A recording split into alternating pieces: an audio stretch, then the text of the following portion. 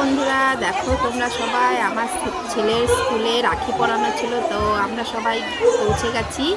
দেখো কত ভিড়, দেখো দেখো দেখো সবাই বসে আছে, ছেলে মেয়েরা সবাই বসে আছে, খেলাধুলা করছে। ওদেরই তো আনন্দ, বলো।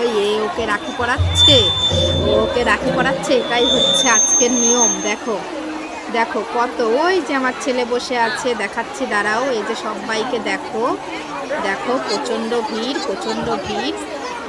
দেখো কত, ওই যে আমার ছেলে, ওরা 4জন বসে গল্প করছে, ওর বন্ধুরা। দেখো দেখো, ওই যে এই যে এইখানটা, ওই দেখো নিয়ে এসছি।